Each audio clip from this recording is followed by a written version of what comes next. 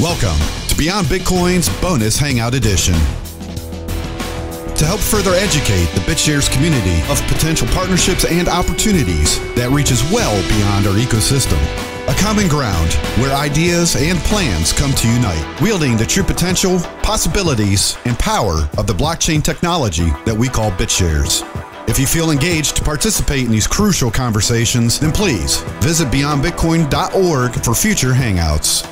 Also, please remember to vote for our BitShares delegate, Fuzzy.BeyondBitcoin, to help keep our community informed and up to date. On behalf of the Beyond Bitcoin crew, we want to say thank you, and we appreciate your time and trust. Now let's listen in to our current guest. Welcome to another Beyond Bitcoin Hangout. Today is Friday, the 8th of May, 2015. We are joined in this Hangout by Dan Robles of the Curiosumé project, where he explains the differences between competitive capitalism and collaborative capitalism. Keep your mind open for this one, and I think you'll see some common threads between BitShares and Curiosumé. It is stunning that Dan has been working on these ideas for the past 23 years, and even more stunning that we are able to sit with him today to learn about his vision for the new economy, and also teach him about the congruence between our beloved BitShares platform and his own. Something tells me we're going to see more of him, and in my mind, the next time will not be soon enough. Let's dig in. Dan, I would like if you could first start off and tell everybody a little bit about what brought you to Curiosumé and how all of this started, and kind of give us the evolution of your ideas, and maybe get a little bit into what you're doing today. Just a little bit of an introduction, I guess. Okay, that sounds great. So let me start. If you can't hear me, just let me know on the chat here. I can read what's going on. This started 20-something years ago. I was an engineer mid-career engineer in California, and the aerospace industry just collapsed. So I thought I'd go to Mexico. There was this thing called NAFTA being negotiated, and one of the terms of NAFTA was the mutual recognition of engineers across the border. So theoretically, engineers from the three countries could all work in the three countries and do wonderful things like engineers do. So I went down to Mexico. I got a job just teaching English in engineering at a small university, and I thought the kids are real smart. So I sent a bunch to the engineering board exams. I don't know if you're familiar with those. And then the Mexican kids just did fantastic on these exams. So this was eye-opening to me. And NAFTA was having trouble in what I was seeing was that nobody really wanted to set the engineers free. And there's a very good reason for it. Engineers are pretty much underwrite the base layer of our civilization. And to control the engineers is really to control money itself. And nothing was more obvious to me being in the kitchen of NAFTA than that. The way the property, they would negotiate between the different countries. We'll give you this worthless desert property and 5,000 engineers. And then the property was worth hundreds of millions of dollars because of the engineers, not because of the property. So, so you saw all these factories jump up onto the border. And, I don't want to go to the details of that NAFTA agreement, but I saw it as an opportunity for the rest of the world needs everything that American engineers can do. So, and Americans thought this was going to be all these Mexicans coming taking our jobs, and I'm like, no, that's totally not the case. We have to go off and do to build their civilization. And likewise, what really got my attention was that in the absence of engineers, financing just doesn't work. You can't finance a building or a piece of infrastructure or anything unless you have the engineering done correctly. So it was sort of a triplet: finance, engineering, and construction. If you take out the engineer, then the financing fails. And this is what we've seen in NAFTA. They were unable to put together a good interchange of engineers. So the financing just failed. So that's why you see Mexico really has not progressed very much since the days of NAFTA. So this was a very profound thing for me. And I got involved with the negotiations, and I saw both sides of it. And it's a whole book in itself. But back then in the 1990s, there wasn't any technology to change this. So over the course of the last 20 years, we're starting to see this technology come forward that can liberate this tremendous resource we have. And that's pretty much how I've gotten into it, was really questioning what is money, how is it created really, and how is it underwritten, and what role do engineers play in that? I'm not sure if that's satisfactory for you guys. Let me know. I think that's a good start. For that, if you have something to say, feel free. Like I said, I'll take this entire thing up. People hear me, first of all. Are people able to hear me? And secondly, in Genesis, just the topics that you're going through, it sounds really great. What would you like to do to solve this problem to free the engineers? Because, yeah, man, all right. I think that's one of the reasons why I brought him in, was because personally, I was frustrated with what happened with NAFTA, but I've always had a slightly different angle on it. And it seems to me, from what his perspective is, it seems like it was the best intentions, but it didn't work out as planned, which is very interesting. And that's kind of where it comes in, where Curiosumé comes in, right, Dan? Well, Curiosumé, it goes far beyond engineers. Everybody knows that everybody's involved with building something, not just the engineers. And to generalize that, knowledge assets in general are the thing that's in play right now. We can look at an economy. If you look at classical economics, you'll see that, like from Adam Smith's days, he'll say that capitalism is a function of the merchant class allocating land, labor, and capital in various combinations to produce all the things that people need. But you could also say that some class needs to allocate knowledge assets in order to make everything that people need. So you can literally have a complete economy based on knowledge assets, as you do based on land, labor, and capital, whereas knowledge assets are your factors of production. But that could never happen in the current regime, because knowledge assets are to be sequestered. You don't want to tell engineers what they're worth. You don't want people to leave your company. If you have a company, they have this knowledge, and your biggest threat is they would leave. But nobody ever talks about that, okay? So what if you could construct an entirely equal economy backed by knowledge assets rather than land, labor, and capital? What would change? And it turns out everything changes, including the prioritization of what gets built and what doesn't get built, for example. So the implications are profound. If you could just solve that nugget, how do you articulate knowledge assets as you can land, labor, and capital? I mean, a tomato can't walk away. Land can't walk away. Buildings can't walk away. So that's why they store their value. That's why they use those as a store of value. Knowledge can't, but it's still a store of value. So, this is what we're trying to accommodate, is that difference.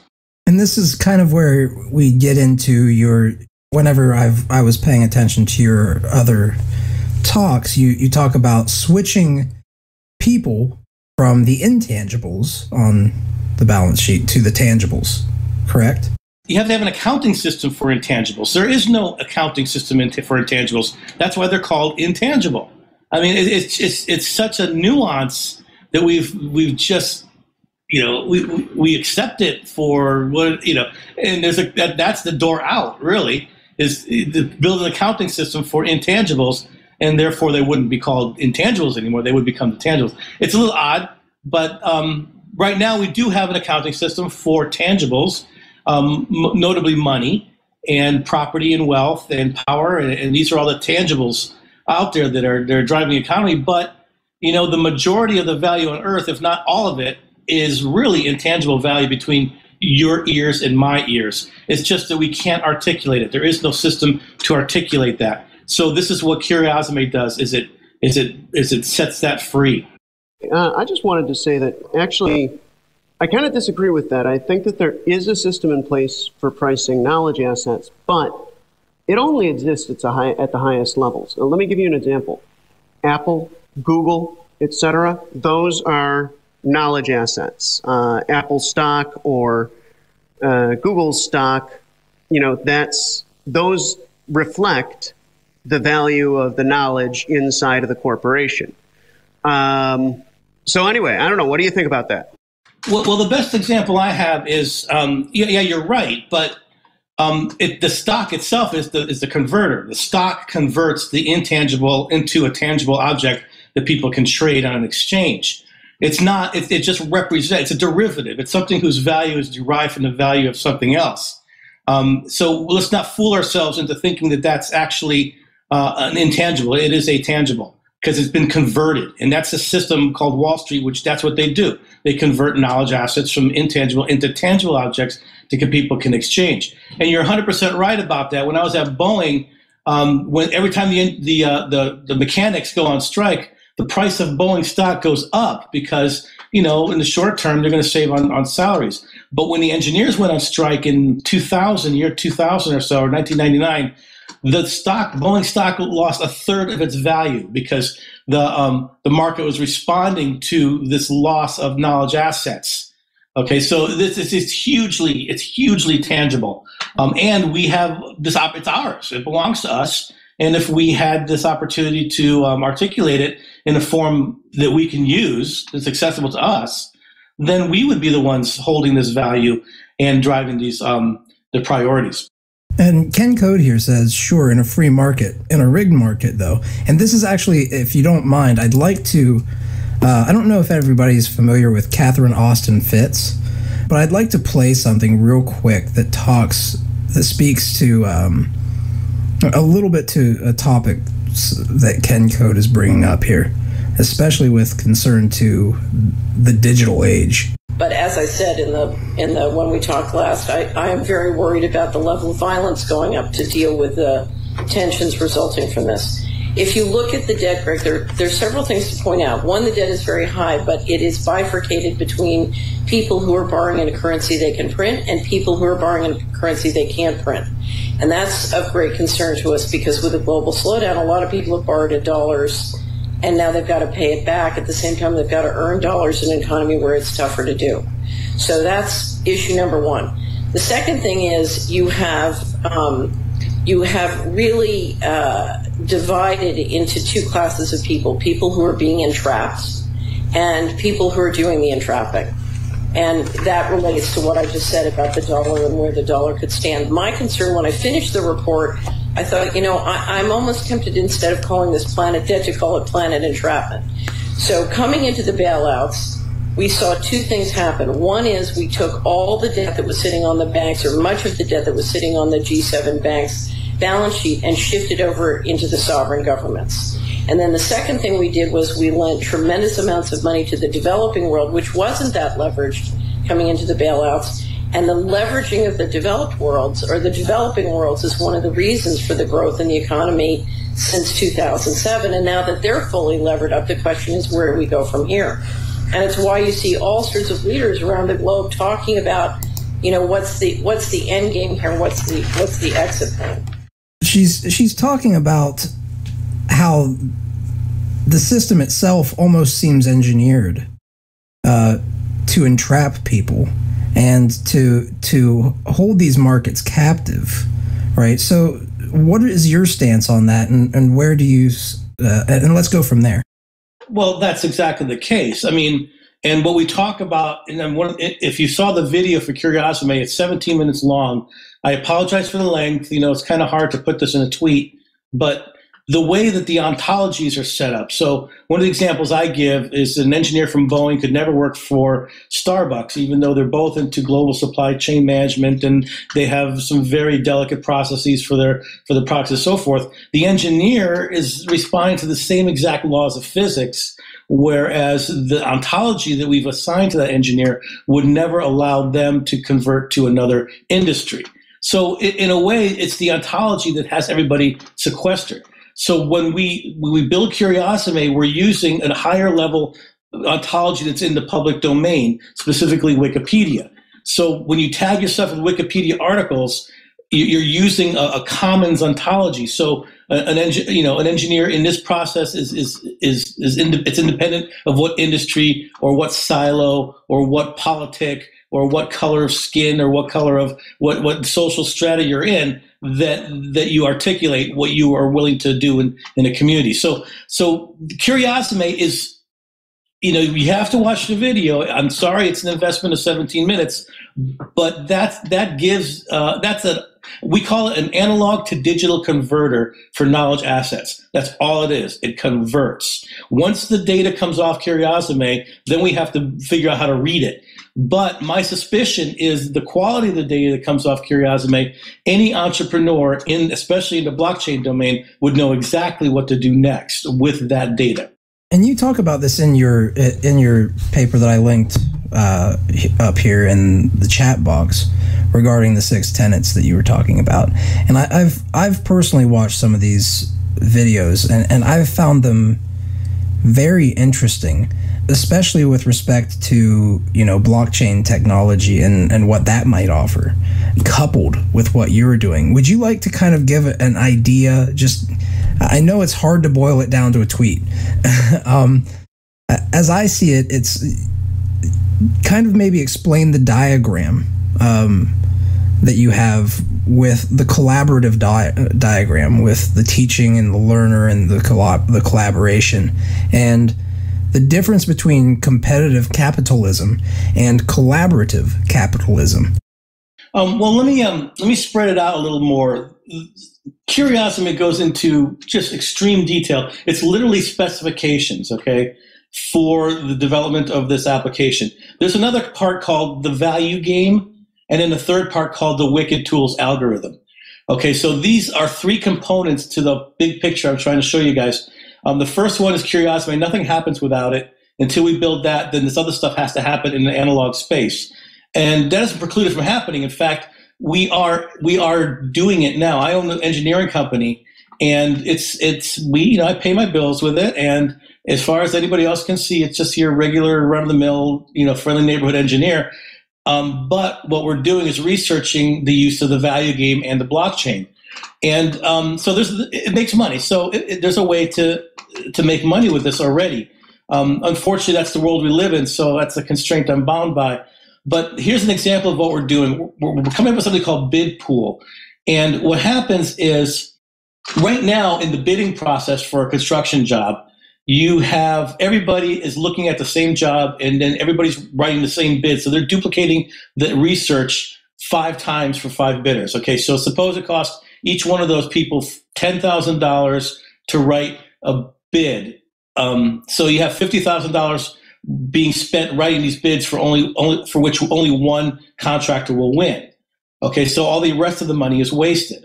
So if you were to take an engineering product, this is an application of Adjudicate Smart Contracts. If you take an engineer would go into the project and define the project and give it a common ontology, and all the contractors would bid to that definition, then what you could do is the price of the engineering goes to the person who wins the contract. So what you set up is a game, an algorithmic game.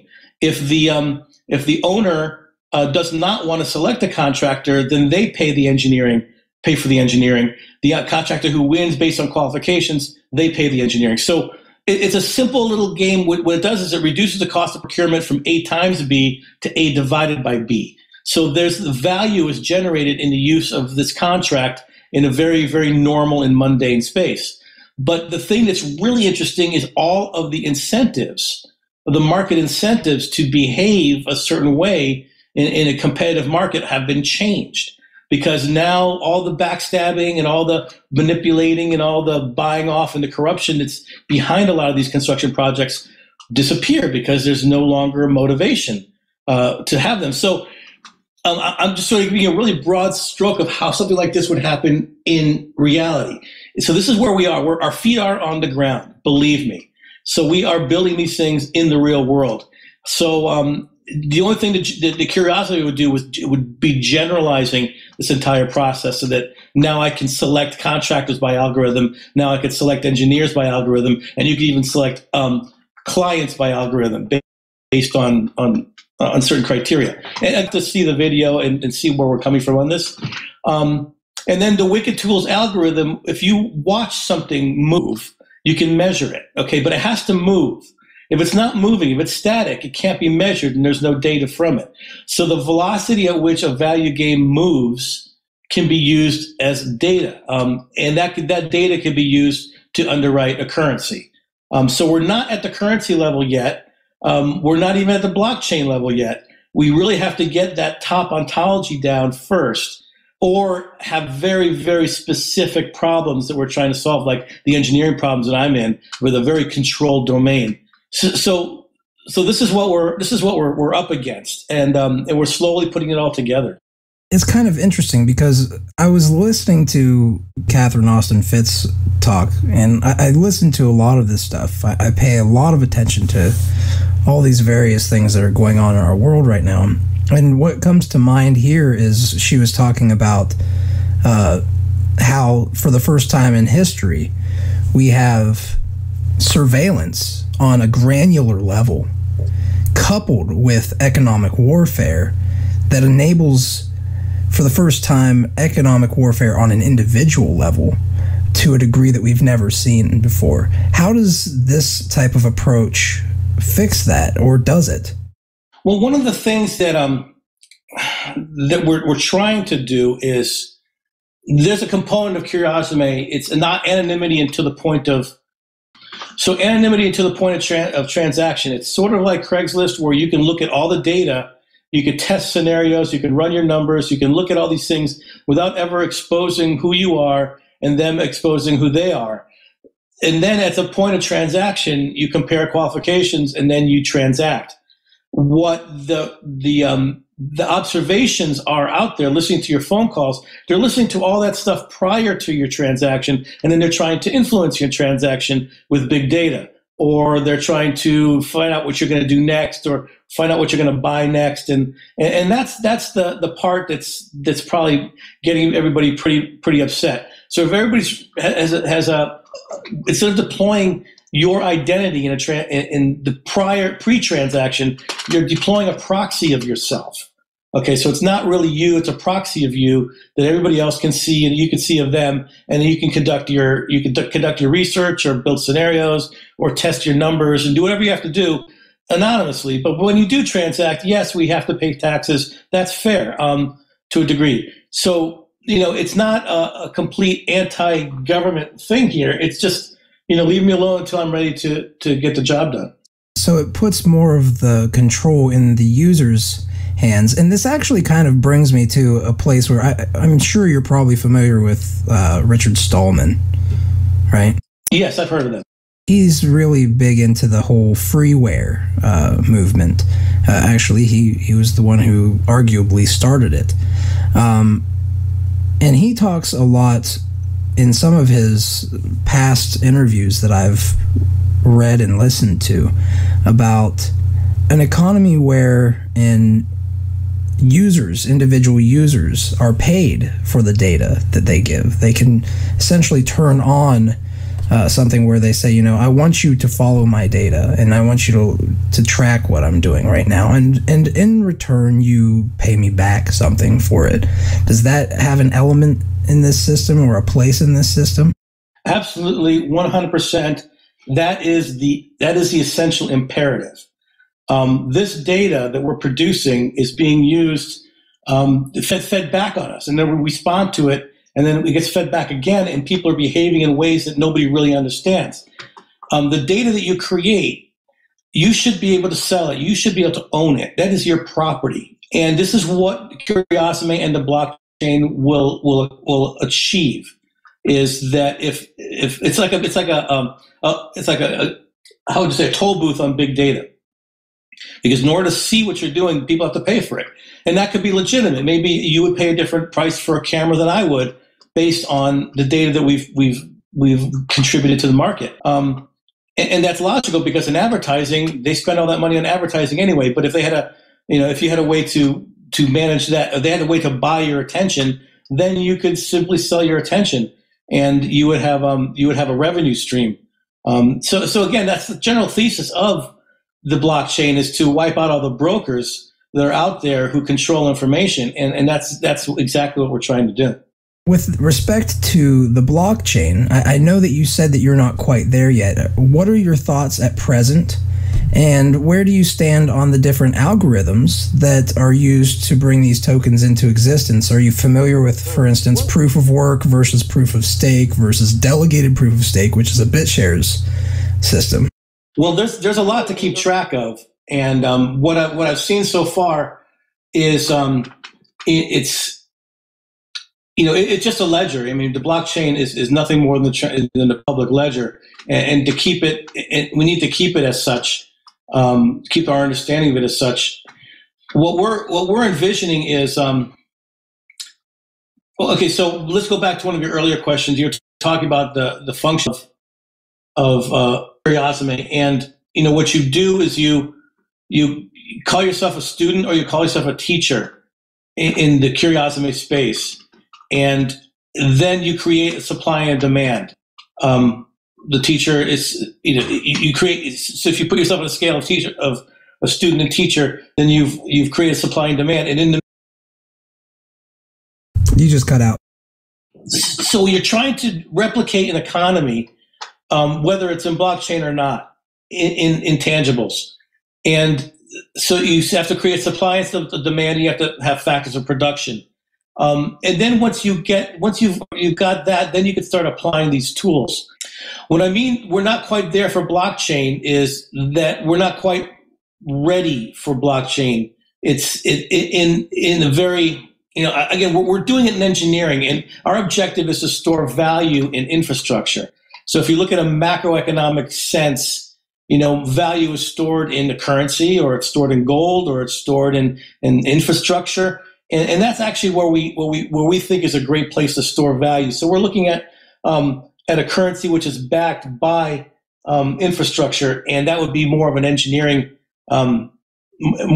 currency. So proof of work, I'm not really convinced that a proof of work in the Bitcoin sense, expending a lot of electricity, is necessary. That degree of security may not be necessary. There's a whole spectrum of security. You can have zero security, or you can have a hash within a hash, and you have all the security in the world, but how much do you really need to get a job done? So that's why I'm interested in real life proof of work, the actual proof of work, something that's actually built, something that's actually done, something that's actually created. And if you could validate that, and you can in an intangibles economy, then that would be the way to generate the coin by a real proof of work, or a real physical proof of stake. That's what kind of nails it to the ground. Whereas this whole idea of just expending electricity and getting the fastest computer to solve the biggest puzzle, I'm not sure how far that can go. Yeah, well, and the reason I bring this up, and this maybe this is a good segue actually into this kind of area, because that's what we do, right? Like our community is a bunch of nerds, like you've talked a little bit about this type of stuff in your talks, who really come together around this idea. And the reason why I like to bring everyone here from the community is because there are people from all different facets of life. All of them have different experiences. We all converge on one thing that we're passionate about, and we are passionate about it for various reasons, but there's common undertones and undercurrents to why we are passionate about these things. And we've generally, all of us who you see here, we've looked at the different protocols out there, proof of work being one of them. And Dan Larimer, who was on here prior, I don't know if you were here listening or if you were AFK, but he's the engineer who designed delegated proof of stake. And he designed delegated proof of stake because he was there were a couple reasons. He actually saw Bitcoin as operating more like a company, with shares as opposed to tokens that were coins, and how he has described it, he kind of focused in on kind of a point that you talked about with burning all this energy unnecessarily. But he also brought it to into the economic realm a little bit more. He said it's kind of an unnecessary process to have proof of work where you're sending all this money to It's like an unnecessary tax to provide this security that you're sending off to a power company. And what could happen instead if we were to keep the tokens within the system and use them to build infrastructure, to pay people, and so on and so forth, right? Which brought him to proof of stake. But the limitations with both proof of work and proof of stake come down to a couple things, right? With proof of work, as you get to economies of scale, you see that it's pretty much impossible to get away from algorithm-specific integrated circuits, or ASICs, that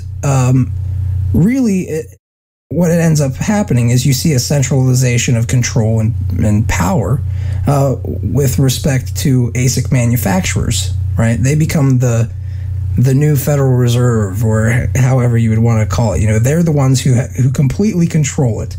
And that can be dangerous, right? And then we get into proof of stake then, right? Proof of stake has its own issues. Both proof of work and proof of stake have scalability issues. And Dan decided, he said, okay, well, if we're going to look at this as a company, we want to have this as scalable as possible. We want it to scale. We want to have a decentralization of power. But we also have to recognize that there's kind of a human element here.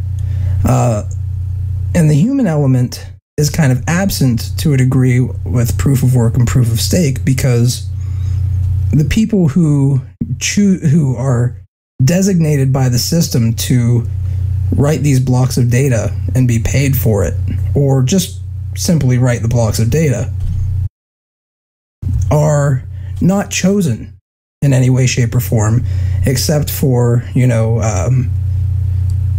by either hash power, which is kind of like a use of force, right? Or high ownership. And you can essentially own a large amount of a certain proof of stake coin and constantly have a better chance than anybody else. So what he did was he said, we've got to find a balance between decentralization and centralization, and we also need to secure this ecosystem in a way that is as efficient as possible, so we can turn around and use the extra funding to sustain the system. So he created something that's called delegated proof of stake. And delegated proof of stake essentially allows the shareholders to vote delegates into power and out of power in, literally seconds if necessary, right? We're not talking about the current electoral system where you got, if you put them, yeah, I know, Ken, but it's a real time kind of thing.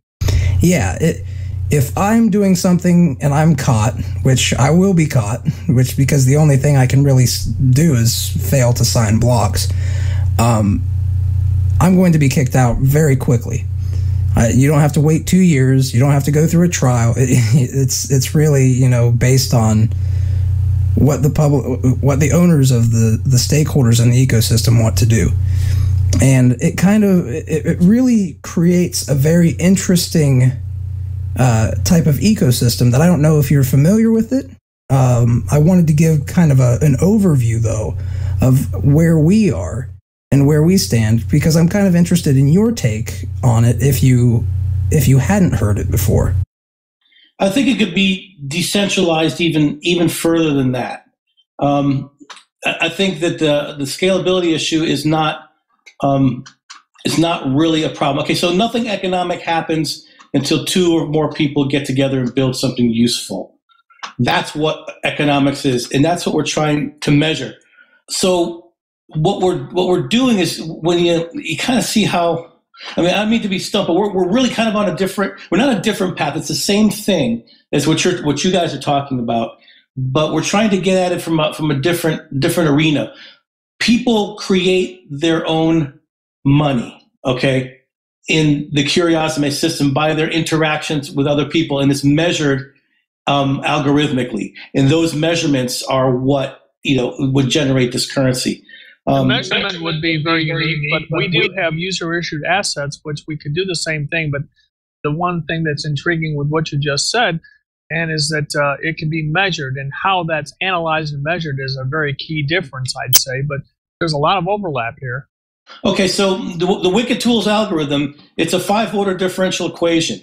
And the way it works is Wicked stands for backwards is knowledge, information.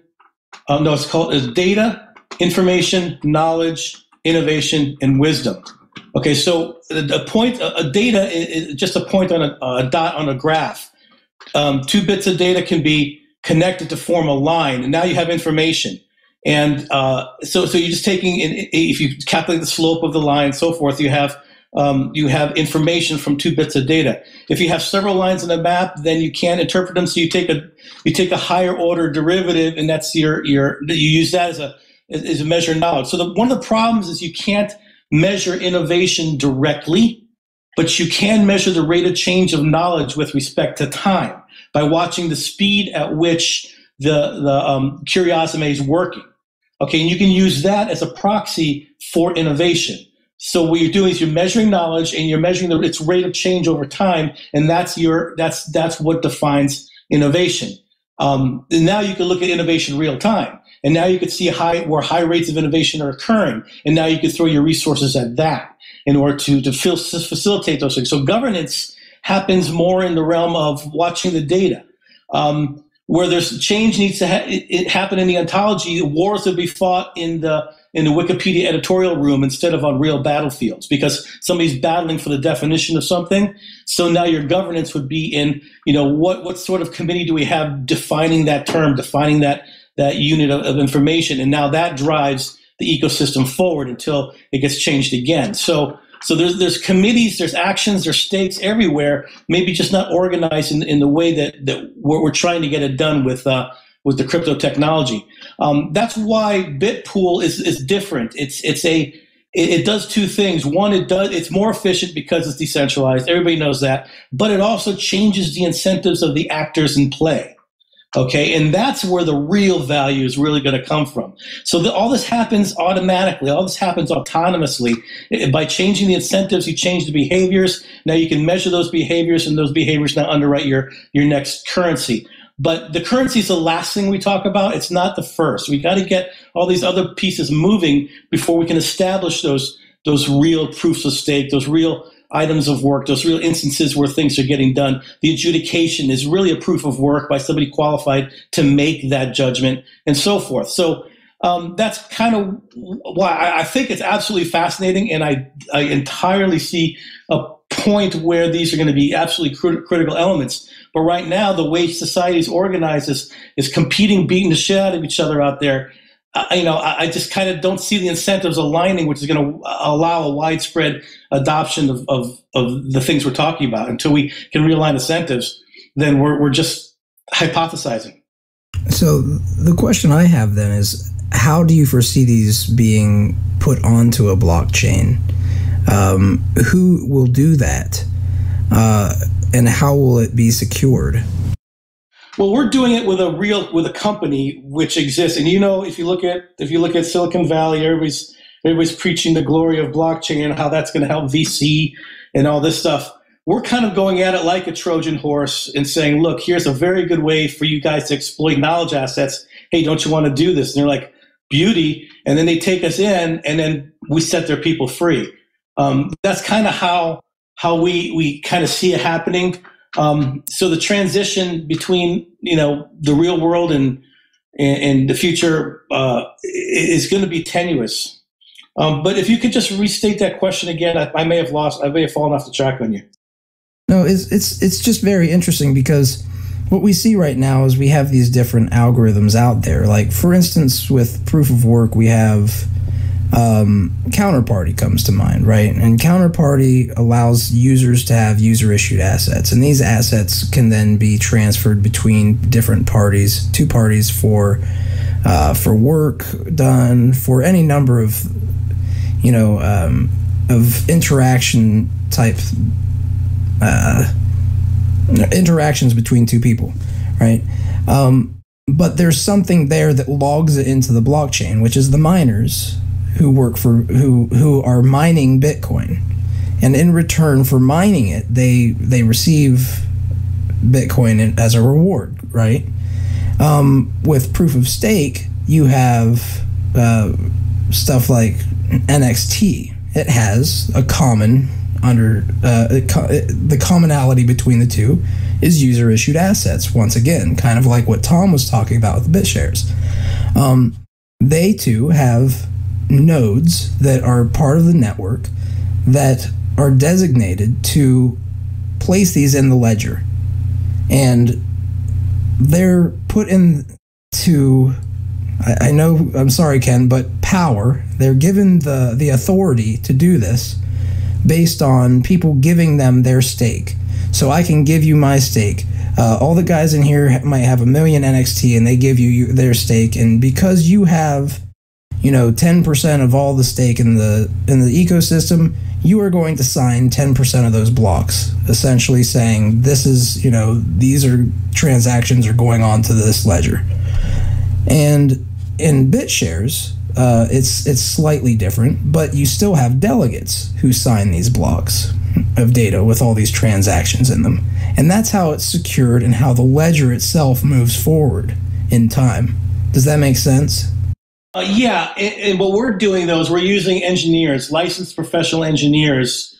We're licensed because we take exams. We've been vetted by our peers. We're registered with the state. We're accountable in a court of law. A lot of things go along with this designation of a licensed professional engineer, and that's what I am, and that's what our group is. What we do is when we go to a to a project, we're the ones who are adjudicating the reality that we see. So we were trying to set up these contracts where, for example, an insurance company doesn't want to pay for a claim until they've seen how this actually happened. So they send an engineer there who does the investigation and flips the switch, either pay or flips the switch don't pay, based on objective data. And the insurance company doesn't have to know who the engineer is. The engineer doesn't have to know who the players are. They could just pretty much look at the situation and make an adjudication.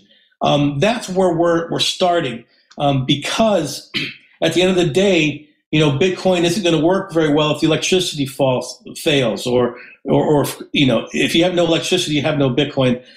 So there's this base layer to the entire economy, which is infrastructure, your clean water, your food production, these are things we take for granted, but that's the base layer. So this is where we're starting, at the base layer, and slowly learning, because nobody really knows how to pull this off, slowly learning how to make these things work. If we can clean up the base layer, who owns the energy, who owns the oil, who allocates the oil, and so forth, then we start changing things in a big way. Counterparty is a great advancement. I think it's really good at doing one thing, one very important thing. That escrow contract is very, very important, and this is what we intend to use in our bid pool project. So, the ambition might exceed the technology at this point, but we're all working from the same pool of technology. And that's kind of actually one of the reasons why we're here, and why I wanted to bring you here as well, because these different technologies, like you said, it's not there yet, right? And the reason I believe it's not there is because they're working off of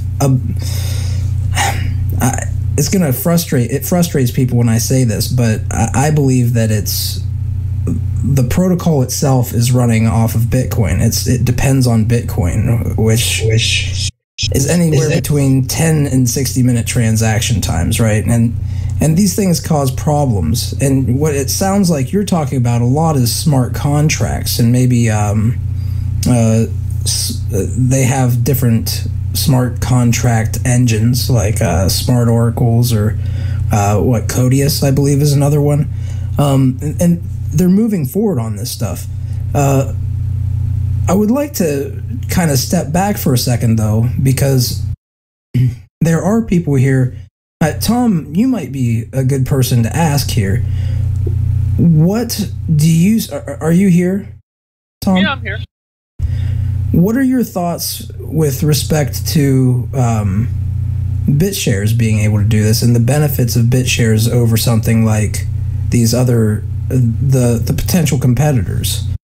Well, I'm still quite confused about the whole space and exactly what this project that he's talking about is trying to accomplish.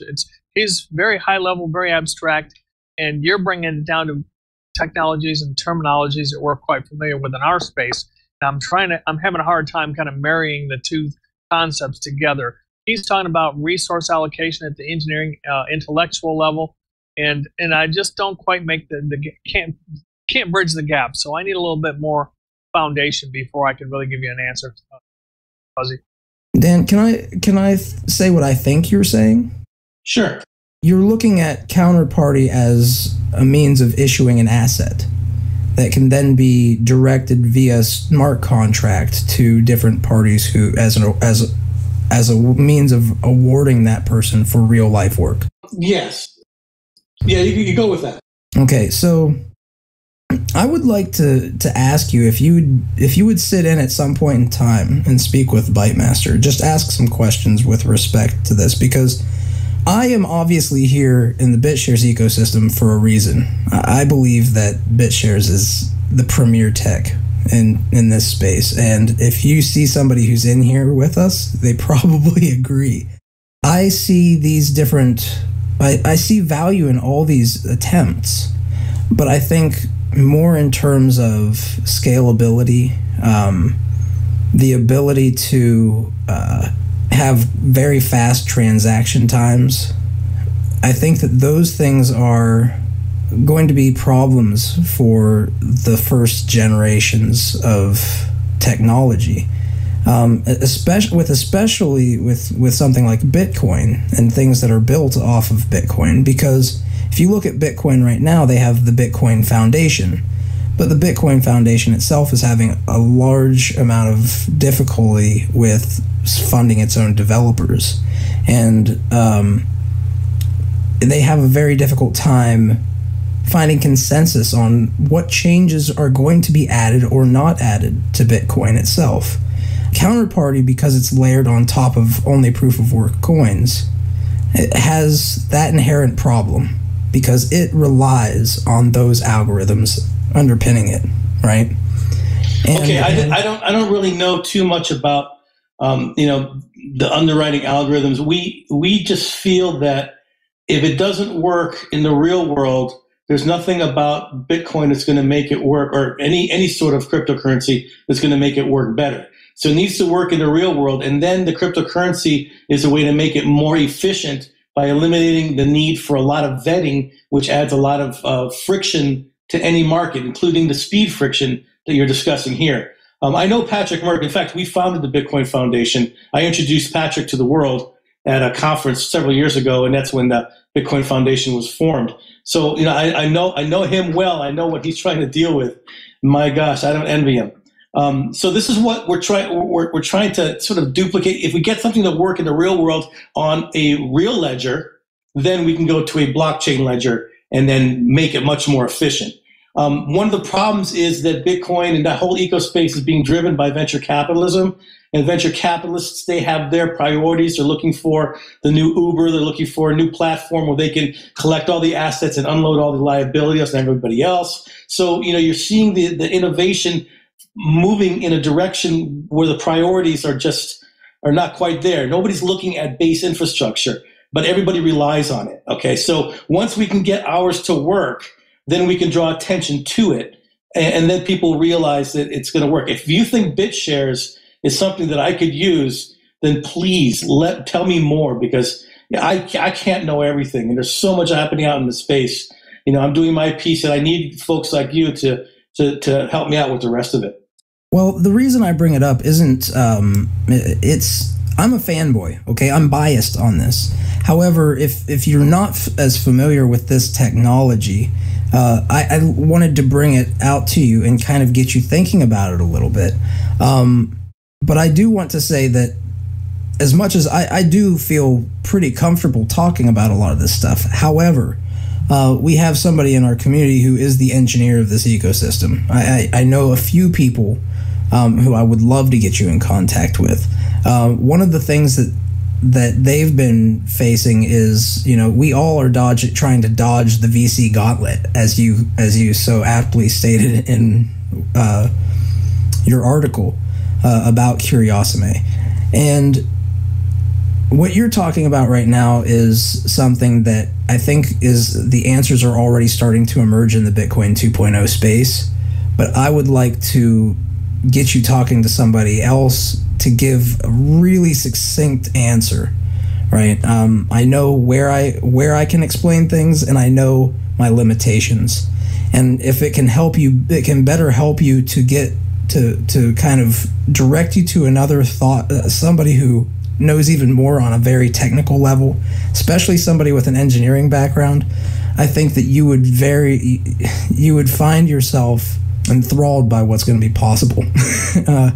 You are obviously. And I think Bytemaster is a good example to do that, because what I'm seeing is a big disconnect. Because, like I said, Dan is talking about a lot of philosophical and high-level abstract concepts.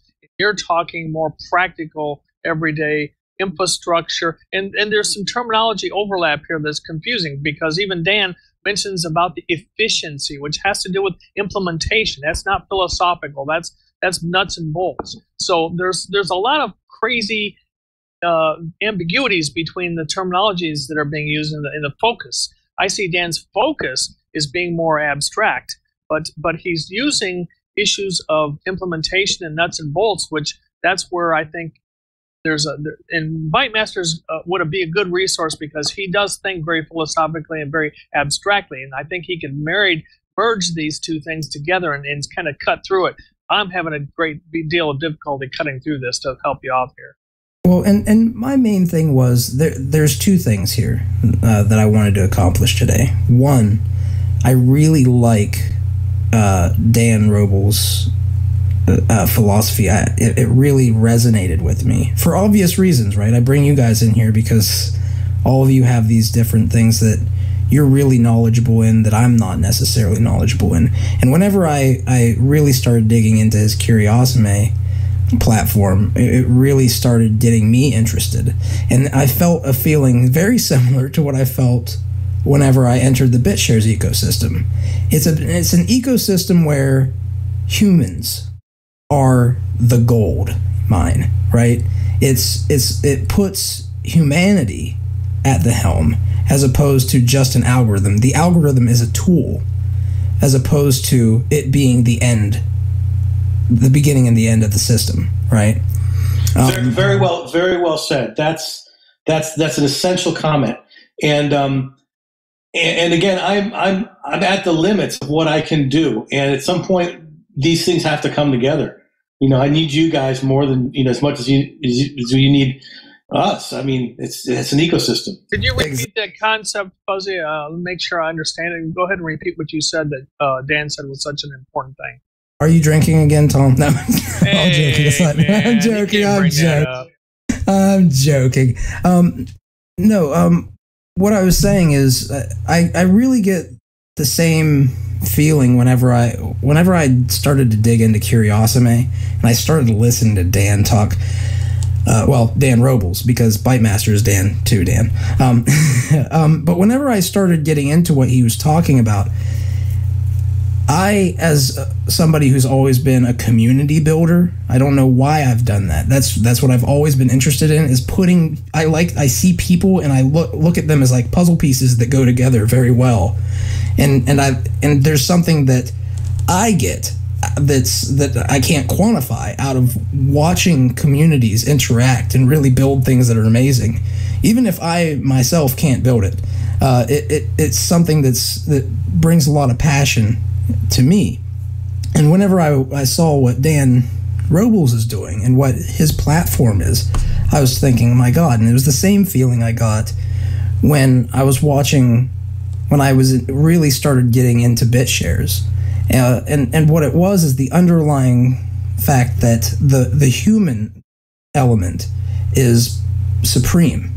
It's seen as the basis of change, and the only thing that changes any of this is The only algorithms are just tools that we use. So basically what you're, then if I can paraphrase and tell me if I'm wrong, what you're saying, Fuzzy, is it's the human interaction and what I'm going to call the free market interaction is the key thing, getting the freedom to be able to interchange at an individual level. And that can be accomplished in our ecosystem with user-issued assets. That's one way to do it, and I think that's a very good way to do it. So I don't quite get the connection of how Dan's looking at things differently than that type of thing. When I look at, for instance, one thing that concerns me about proof of work, when I looked at proof of work initially, I said, my God, this is going to change the world. Bitcoin is going to change the world, and it has. So I don't want to, I have a love of Bitcoin for that reason. The one thing that concerns me about Bitcoin, when I start looking at it in the long run, I think of my history lessons on slavery, and you have the overseers who they themselves came from the people who were working under the slave master, and they were elevated a little bit above all the rest. And I see miners almost taking that position in the long run, and mining the manufacturers of ASICs being the ones who are at the top of the pyramid, so to speak. And the world that Dan Robles here is talking about doesn't really have a pyramid structure. He's talking about changing the ontology of all this, right? So it's more of a public commons type of thing. And the thing that I liked about Dan Larimer and what he was doing was he recognized that he wanted to add the human element to the blockchain signing mechanisms. So that's where we get, as opposed to an ASIC manufacturer coming out with the next best thing that you're going to mine Bitcoin with, or the next other proof of work algorithm, you now, instead of having it being an arms race for the underlying tech that just runs hashes, you have humans being able to choose who's going to run these delegates based on an element of trust.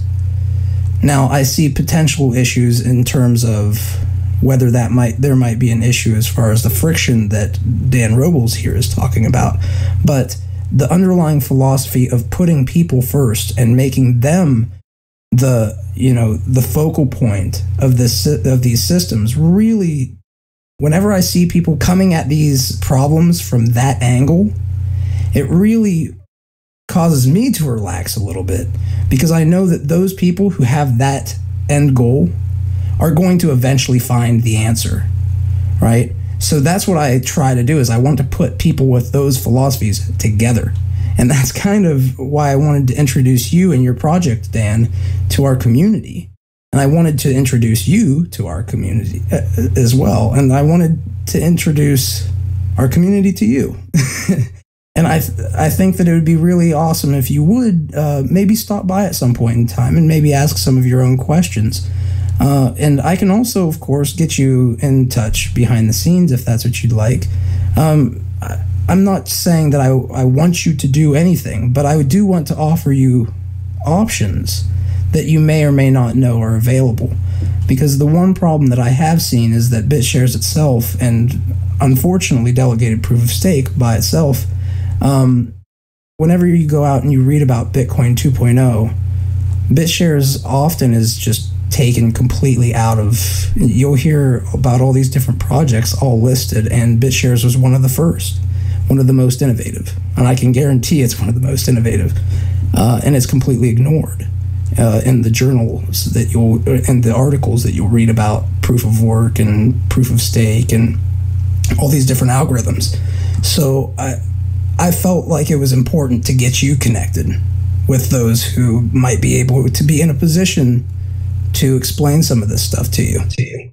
That's interesting, because I'm writing the white paper, a new white paper on proof of resource with MadeSafe I've been introduced to them, and that seems to be where I need to go. But now you're telling me BitShares. I think I really need to know more about the different options that are out there. Our work is committed to the public domain. I have no patents. I intend to not defend any of this stuff. So whatever we've got, I'm willing to throw into the pot and see what else is out there.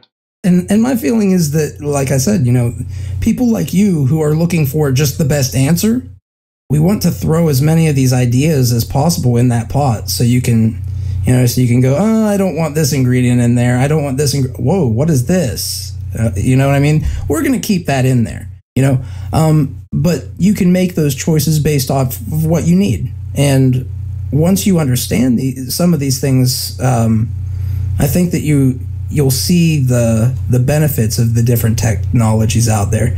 And I think that especially one of the things that I would like you to walk away with here is that there are a couple people I know here in this community who are exceptionally brilliant. I'm not trying to kiss your butt, but I can tell that you're pretty much in that area as well. And you've been thinking about these problems for a long, long time. It seems like whenever I was watching Ninja Turtles, you were thinking about these problems. So I want to put you in a place where you can, sit down and chat with some of these people and ask your questions and have them ask their, there are things they can gain from you too, right? So I'd very much appreciate that. It will be done, my friend. And thank you very much. We're sitting at an hour. We could talk all day. I assure you I can talk all day. But I also am aware that you have other things going on. So what I'm going to do is I'll leave it up to you.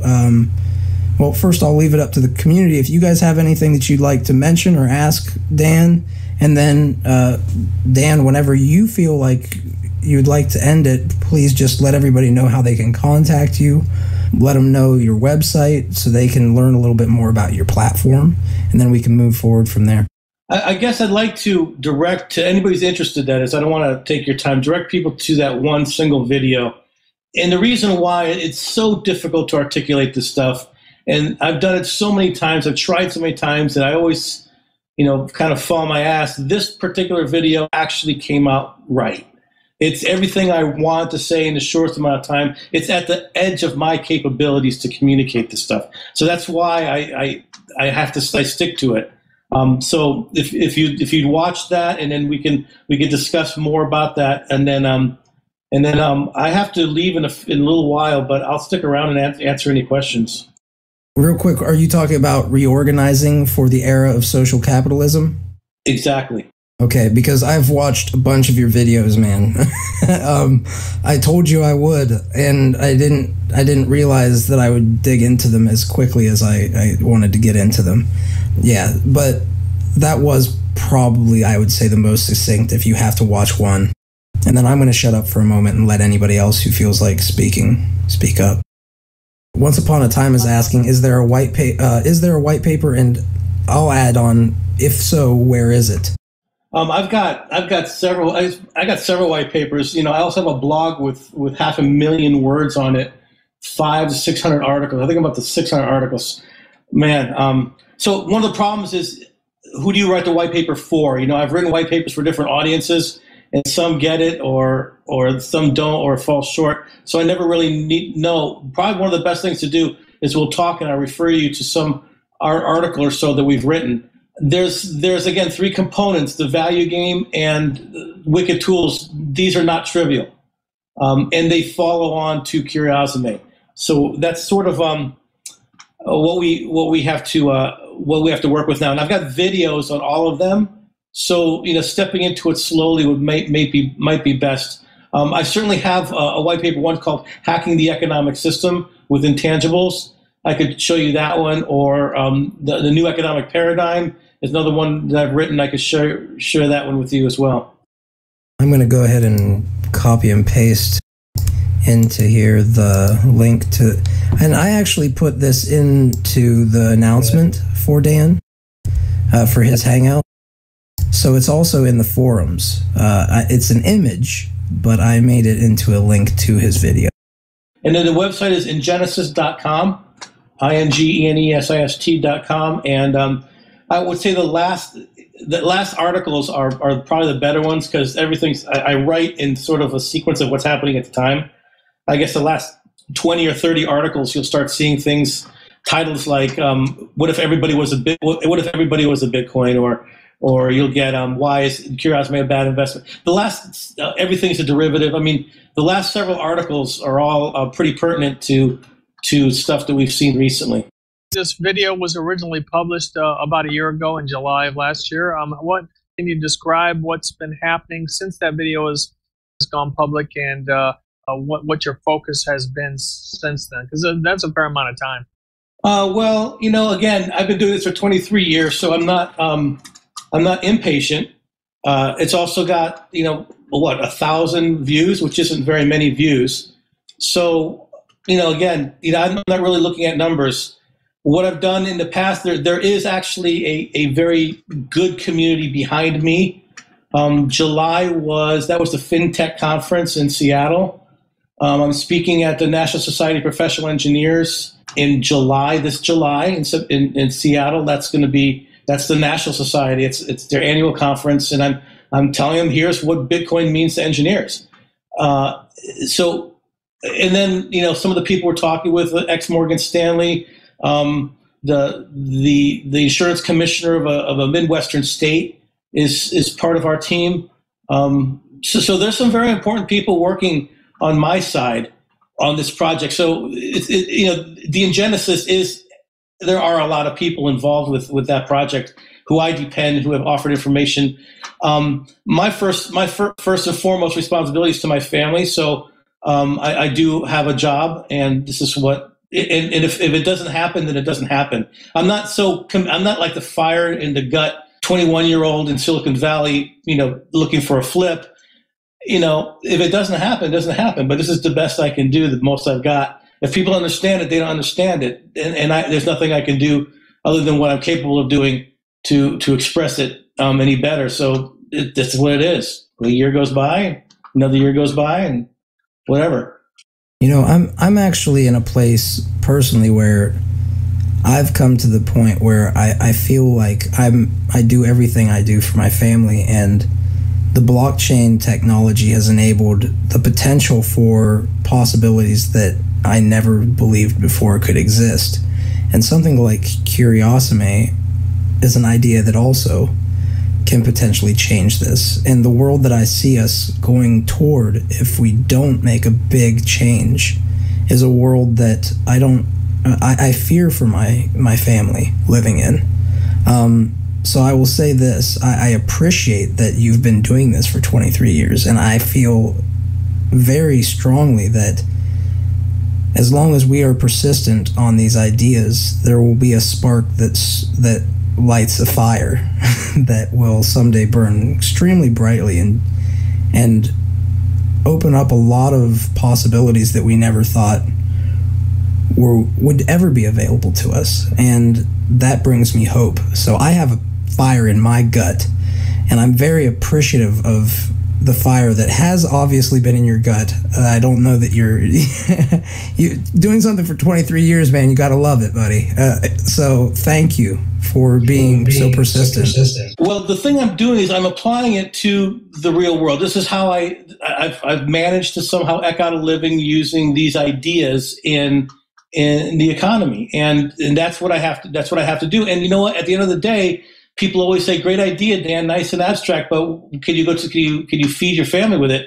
And I can say yes, and you can too. And that's probably the biggest demonstration of anything. If I can get a blockchain to complete a cycle in a mundane industry, then I win, because nobody else has done that yet. It's got to hit the road. It's got to be something real and physical that you're blockchaining about. Otherwise, it's trivial. I would like to continue these maybe on at least a semi-frequent basis, if you would be interested. I think that this is a really good opportunity for all of us to learn and grow together. And I think that somebody who's been having these ideas for 23 plus years is a good person to add to the mix. So if you're interested, I'd like to keep in regular contact with you. And I want to build Voltron, and I want you to be one of the lions, so to speak. Well, you can count on me. I'm not going to stop soon, and I appreciate the invitation. And yeah, please keep in touch. We're gonna get this done. Sounds good, buddy. Well, thank you very much for showing up. Thank you, everybody, for showing up as well. We're changing the world one idea at a time, and the community that we build here is, I truly feel like we're going to look back and smile at the end of our days because we were part of something magnificent.